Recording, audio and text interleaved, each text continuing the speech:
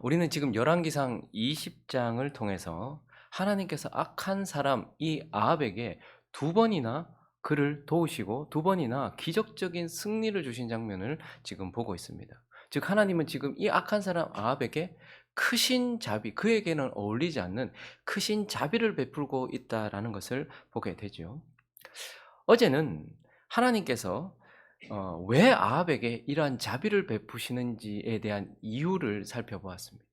이 악한 사람에게 왜 하나님은 승리를 주시나? 왜 하나님은 그를 도우시나? 그 이유에 대해서 하나님께서 자비를 베푸시는 그 이유에 대해서 살펴보았다면 오늘은 하나님의 자비가 이렇게 하나님께서 아합에게 베푸신 그 하나님의 자비가 어떤 결과를 가지고 왔는지 하나님께서 이 악한 사람에게 자비를 베푸셨는데 이러한 베푸신 자비가 어떠한 결과를 가지고 왔는지 오늘 본문을 통해서 살펴보려고 합니다. 하나님의 이 크신 자비가 악인에게 내렸을 때에 어떠한 결과가 나타나는지 그 첫 번째는 바로 하나님의 영광이 세상에 드러나게 된다라는 것입니다. 하나님께서 아합에게 자비를 베푸셨을 때에 하나님의 영광이 세상에 드러났다라는 것입니다. 오늘 본문은 어제에 이어서 아람 왕 베나닷이 다시 전열을 가다듬었어요. 이거 정말 생각지도 못했던 패배를 한 거죠. 그러니까 한 해가 지나서 1년 동안 정비를 한 거예요. 그래서 이 사마리아 완전히 부숴버리겠다, 이스라엘 완전히 부숴버리겠다 하면서 해가 바뀌어서 전열을 가듬었습니다. 그래서 26절 오늘 본문 이렇게 시작하죠. 해가 바뀌니 베나닷이 아람 사람을 소집했어요. 아벡으로 올라와서 이스라엘과 싸우려고 해요. 전열을 가다듬고 이제 다시 사마리아를 함락시키려고 했습니다. 그런데 또 결과가 뭡니까? 이건 우연이라고 말할 수가 없는 거예요. 도저히 이길 수 없는 상황 가운데 이스라엘이 한번 이긴 것에서 그치지 않고 하나님은 또다시 해가 바뀐 이후에 아람이 쳐들어온 그 전쟁에서도 29절부터 보시니까요. 진영이 서로 대치한 지 7일이 됐습니다. 일곱째 날에 접전하였어요. 이스라엘 자손이 말도 안 되게 하루에 아람 보병 10만 명을 죽였습니다. 그리고 그 남은 자는 아벡으로 도망갔는데 거기까지 따라갔어요. 그런데 그 남은 자 2만 7천 명 위에 또 성벽이 7일 성벽이 무너진다. 어떤 전쟁이 떠오르십니까? 여리고성 전쟁이 떠오르죠. 그 이스라엘 백성들이 한 게 아무것도 없어요. 하나님이 하신 전쟁이죠. 그렇게 하나님께서 이 강력한 아람이라는 나라, 그 강력한 왕 베나닷을 완전히 무너뜨려 버리시는 거예요. 베나닷은 도망했습니다. 성읍에 이르러 골방에 들어갔다라고 말하면서 또다시 이어진 전쟁 속에서 하나님은 그를 도우셨고 그에게 승리를 주셨다라고 말하면서 이 악한 사람 아합에게 크신 자비를 베푸셨다라고 말하고 있고, 이제 이 본문을 통하여서 하나님께서 아합에게 크신 자비를 이 악한 사람에게 하나님이 도우시고 승리를 주신 그 자비의 결과가 28절에 보니까 먼저 그때에 하나님의 사람이 이스라엘 왕에게 나와 말하여 이르되 여호와의 말씀에 아람 사람이 뭐라고 말하는 거 하니까 여호와는 산의 신이요 골짜기의 신은 아니다 하는도다. 그러므로 내가 이 큰 군대를 다 네 손에 넘기리니 너희는 내가 여호와인 줄 알리라. 지금 아람 사람들은 하나님이 지역적인 존재, 어떤 지역을 다스리는 산의 신이요 골짜기나 평지의 신은 아니다. 하나님은 여기는 다스리지만 저기는 다스리는 분이 아니다. 여호와는 그저 그런 분이다 라고 이렇게 알고 있었기 때문에 이 전쟁을 통하여서 완전히 승리하게 하심으로써 하나님은 아람에게, 베나닷에게, 열방에게 뭘 보이시는 거예요? 세상에 하나님이 하나님 되신다, 주권자다, 모든 것의 통치자다 라는 것을 드러내심으로써 아람 사람들이 여호와는 모든 신들 위의 신이구나 라는 것을 그 일을 통해서 드러내셨다라는 거예요. 그리고 27절을 또 보니까요, 한번 보시면 이스라엘 자손도 소집됐는데요, 아람 사람들이 소집되어서 왔는데 이스라엘 사람들도 소집되어서 군량을 받고 마주 나가서 그들 앞에 진영을 쳐보니까 이스라엘 자손은 두 무리의 적은 염소떼, 아람 사람은 그 땅에 가득했어요. 자, 이걸 보는 순간 아람 사람도 그렇고 이스라엘 사람들도 어떤 생각을 했을까요? 이건 전쟁이 안 되는 거잖아요. 저하고 얘하고 싸우는 거랑 마찬가지예요. 그런데 하나님께서 어떻게 하신 거예요? 여호와는 자기 백성을 지키시는 자다. 여호와는 능력으로 자기 백성을 지키시는 자다라는, 우리가 아무리 숫자가 많고 우리가 아무리 강하다 할지라도 우리는 이스라엘을 깨뜨릴 수 없다. 왜? 그를 보호하고 있는 하나님이 그들을 지키시기 때문이고 그의 능력을 우리가 넘어설 수 없기 때문이다라는 것을 보이면서 하나님은 모든 것의 주인이다라는 것도 드러내시고 그 하나님은 자기 백성을 사랑하시고 그들을 지키시는 능력의 하나님이다라는 것도 드러내십니다. 그런데 또 하나 이 아합에게 베푸신 자비를 통하여서 또 하나 29절부터 계속 보시면요.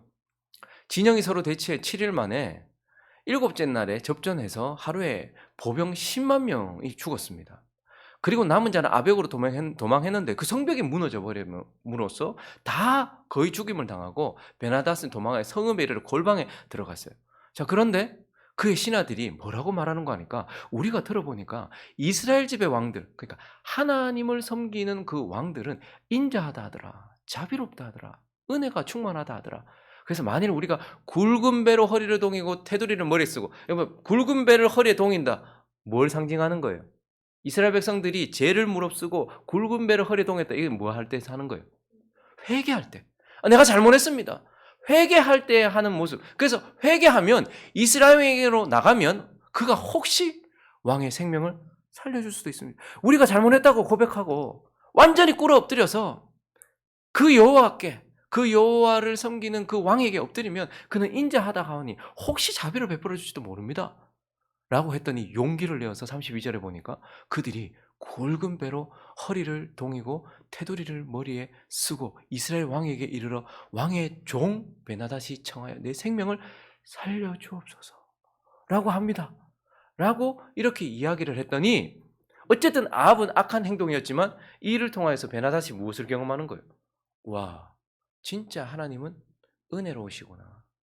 진짜 그 하나님은 자비로우시구나. 내가 교만하여 하나님의 나라를 쳤고 내가 교만하여 아합을 죽이려고 했는데 하나님은 내가 엎드리고 회개하고 죄를 무릅쓰고 허리를 동이고 하나님께 나와서 잘못했다고 생명을 구걸했더니 하나님이 자비를 베풀어 주시는구나 라고 말하면서 아합에게 베풀어 준 자비를 통하여서 하나님은 자신의 영광을 아람에, 세상에 드러내시는 거예요. 모든 것의 주인이신 하나님, 능력의 하나님, 자기 백성을 지키시고 사랑하시는 하나님, 그리고 자기에게 엎드리면 하나님이 받아주시는 자비의 하나님이다라는 것을 하나님이 어떤 분인가라는 것을 세상에 드러내셨고 그 아합에게 베푸신 자비를 통하여서 이것이 드러났다라는 것을 오늘 본문이 가르쳐주고 있습니다.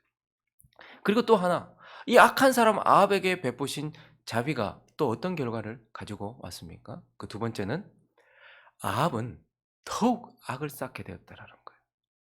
하나님께서 베푸신 자비가 더욱더 아합을 죄인 되게 했다라고 우리에게 가르쳐주고 있어요. 여러분, 저는 햇살을 참 좋아합니다. 왜냐하면 빛의 자녀이기 때문에 그렇겠죠. 햇살이 온 땅을 비출 때에 그 햇살은 온 땅을 비추지만 어디에 비추느냐에 따라서 결과가 달라집니다. 하나님의 따스한 햇살이 깡깡 얼음이나 눈 위에 내리면 어떻게 되죠? 눈은 녹아버려요. 얼음도 그렇게 단단하던 얼음이 녹아버립니다. 그런데 그 햇살이요, 진흙 위에 내리면 어떻게 됩니까? 그렇게 부드럽던 진흙이 어떻게 되죠? 딱딱하게 굳어지는 거예요. 햇살은 같이 내리고 있지만 어디에 내리느냐에 따라서 다른 결과를 가져온단 말입니다. 하나님의 따스한 자비라는 햇살도 마찬가지입니다. 하나님의 자비가 의인에게 내려지고 하나님의 백성들에게 내려질 때면 우리는 부드럽게 녹아지고 하나님 앞에 엎드러지게 되어 있습니다. 그런데 하나님의 자비가요, 악인에게 내리면 어떻게 될까요? 그는 더 단단하게 굳어지고 딱딱해져서 상태가 더욱더 악화되는 것을 보게 되는 것입니다. 오늘 하나님께서 말로 다 할 수 없는 이 자비를 아합에게 내리셨어요. 전혀 그에게는 어울리지 않는 것 아닙니까? 마땅히 그 전쟁에서 죽어도 여한이 없고 죽어도 마땅한 그러한 사람. 그런데 하나님이 두 번이나 크신 자비를 내리셨어요. 그런데 그 아합에게 자비를 베푸심으로 인하여서 아합은 어떻게 되었습니까? 34절에 보니까요, 베나닷이 왕께 아뢰되 내 아버지께서 당신의 아버지에게서 빼앗은 모든 성읍을 내가 돌려보내겠습니다. 그리고 또 내 아버지께서 사마리아에서 만든 길같이 당신도 다메섹에서 당신을 위하여 거리를 만드십시오. 아합이 이르되 내가 이 조약으로 인해 당신을 놓으리라. 조약 맺고 그를 놓았다, 이렇게 말합니다.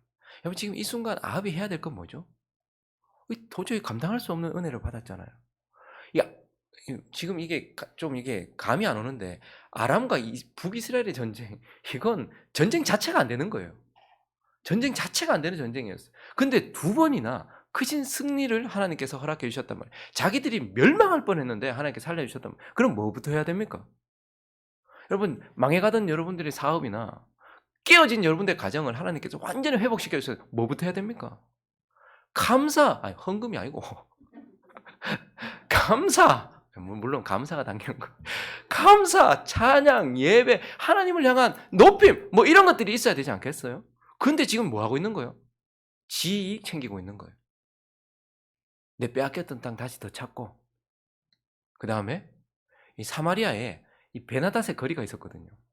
그러니까 지금 크고 놀라운 그 큰 나라에 아합의 거리를 만들어 주겠다라고 얘기하니까 그거면 족하다. 지금 하나님을 높여야 되는 상황 속에서 자아를 추구하고 있는, 얼마나 더 큰 죄를 짓고 있는 지금 아합을 보게 되는 거예요. 하나님께서 자비를 베풀어 주셨더니 자아를 추구하는 죄의 기회로 삼고서 하나님을 높여야 되는 그 자리에서 자기를 높이고 있는, 더 많은 악을 쌓고 있는 아합을 보게 되는 거예요. 거기다가요, 38절부터 보시면 하나님께서 이제 아합에 대하여 가르쳐 주시기 위하여서 이제 선지자들을 통해서 대화를 하게 되는데, 선지자가 수건으로 자기 눈을 가려 변장하고 길가에서 왕을 기다렸다가 이제 왕이 지나갈 때 그가 소리를 질러 왕을 불러야 돼.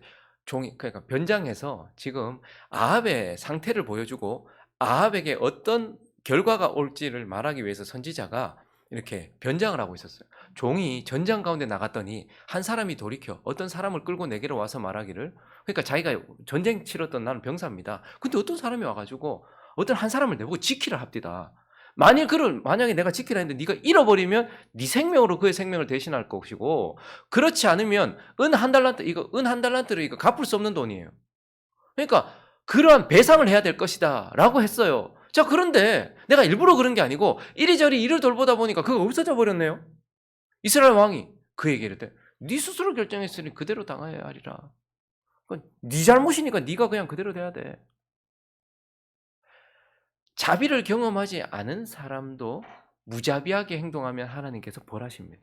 그런데 지금 아합은 하나님의 크신 자비를 막 경험한 상태예요. 자기가 이런 상태 아니었습니까? 근데 하나님께서 자기에게 자비를 베풀어 주셨단 말이에요. 갚을 수 없는 1만 달란트를 하나님께서 탕감해 주신 것처럼 그렇게 자비를 베풀어 주셨는데, 그런데 자기는 어떻게 하는 거예요? 무자비하게 행동하는 거예요. 그거 지 잘못이니까 죽여라. 네가 당해라. 1만 달러 그거 못 갚으면, 은 한 달러도 못 갚으면 네가 몸을 팔든지 네 부인을 팔든지 알아서 해라라고 말하고 있는 모습을 보게 되는 거예요. 하나님의 사람에게 하나님의 자비가 내리면 그는 하나님을 닮아서 자비로운 사람이 되어집니다. 그런데요, 악인에게 아합에게 자비를 베풀었더니 그거 어떻게 되는 거예요? 더욱더 무자비한 사람이 되는 거예요. 거기다가 오늘 본문은 이제 더더욱 42절을 보니까요, 그가 왕께 아뢰되 여호와의 말씀이 내가 멸하기로 자, 그러니까 하나님께서 사실 이스라엘 아합에게 지 거리 만들라고, 지 땅 좀 더 얻게 하려고 하나님께서 승리를 주신 게 아니고 베나닷이라는 악인을 멸하기로 작정하셔서 이곳에서 승리를 주신 거예요. 그런데 여호와의 말씀이 내가 멸하기로 작정한 사람을 네 손으로 놓았으니 네 목숨은 그의 목숨을 대신하고 네 백성은 그의 백성을 대신하라. 그러니까 지금 하나님의 뜻을 정면으로 거스른 거예요. 하나님은 베나닷을 죽이려고 작정하셨어요. 그런데요, 아합은 어줍지 않은 자비를 베풀면서 하나님의 뜻을 거역하게 되었어요. 그래서 오늘 보면 마지막 하나님의 자비를 충만하게 받았던 아합의 마지막 결론이 43절에 나오는데, 이스라엘 왕이 근심하고 답답했다 사마리아로 돌아갔다 이렇게 말합니다.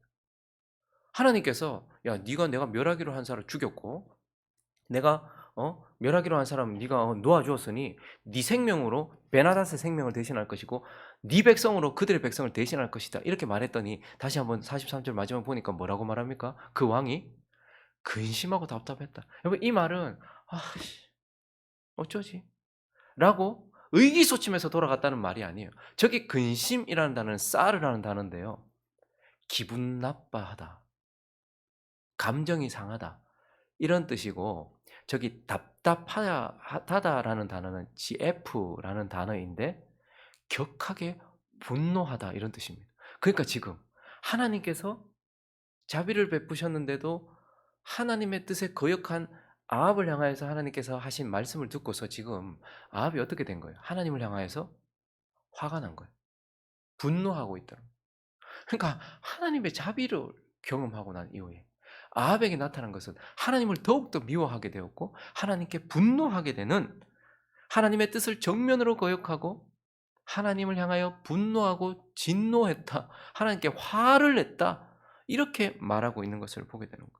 자, 그러니까 하나님께서 베푸신 이 크신 자비가 악인에게는 더욱더 악을 쌓게 되는 결과를 가지고 왔다라고 우리에게 가르쳐 주고 있는 것입니다. 말씀을 정리하겠습니다. 어떤 사람들은 자비를 베푸시는 하나님, 마냥 자비를 베풀어 주시고 계시는 하나님을 좀 치근하게 여기는 경향이 있어요. 아휴, 아합이 하나님한테 눈길도 한 번 안 주는데, 아유, 하나님께서 이렇게 신경을 쓰시고 이렇게 은혜를 주시는데도 눈길 한 번 안 주고, 그렇게 되는 그 아합한테 계속해서 자비를 베푸고 은혜를 베푸시는 하나님, 참 안 됐다, 뭐 이렇게 하나님을 치근하게 여기기도 하고, 심지어는 어떤 사람들은 하나님을 무능하게 여기기도 해요. 야, 하나님이 이렇게 애를 써도 아합 한 사람의 마음도 못 돌이키고, 아이고 참, 하나님 뭐 하시는 거고, 그 자비를 그만이 베풀었는데 결국 돌아온 건 뭐고, 손가락질밖에 더 있냐, 이렇게 생각하면서 하나님을 무능하기까지 여기는 사람들이 있습니다. 그런데 여러분 기억하십시오. 하나님은 결코 자신의 자비를 허비하시지 않습니다. 그분의 자비가 땅에 그냥 떨어지지 않는다는 말입니다. 그분이 자비를 베푸심으로 세상은 하나님을 알게 돼요. 베나다시 하나님을 경험하고 아람이 하나님을 두려워하게 되는 그러한 일들이 일어나고, 결국 하나님의 자비가 악인에게는 더욱더 악을 쌓게 되는 결과를 가지고 왔다. 하나님은 결코 자신의 자비를 허비하지 않으신다라는 것을 기억하십시오. 그러므로 하나님을 진짜 신뢰하고 살아갔으면 좋겠어요. 어떨 때는 악인에게 자비를 베푸시는 하나님을 보면서 많은 사람들이 마음이 상합니다. 와, 하나님, 이번에 하나님께서 저 아합 끝내실 줄 알았는데, 내 옆에도 아합 같은 사람들 많이 있지 않습니까? 저만 그렇습니까? 우리 주변에도 아합 같은 사람들이 있어요. 근데 왜 하나님은 나는 안 도와주시는 것 같고 아합은 왜 그렇게 도와주시나, 그런 생각이 들 때가 있습니다. 그리고 세상을 바라볼 때도 그렇습니다. 위기가 찾아왔다 생각해서 저 사람이 이제 저기서 엎어지겠구나. 그런데 오히려 그것을 딛고 더욱더 승승장구하는 사람들을 봐요. 근데 그때 하나님을 기억하십시오. 하나님의 자비는 의인에게는 따사로움으로, 악인에게는 단단함으로 다가온다는 것을 기억하면서 그 하나님을 신뢰하고 살아가는 저와 여러분, 그리고 자신의 자비를 허비하지 않는 하나님을 찬양하고 그분을 높이며 살아가는 저와 여러분 되시기를 예수 그리스도의 이름으로 축원합니다.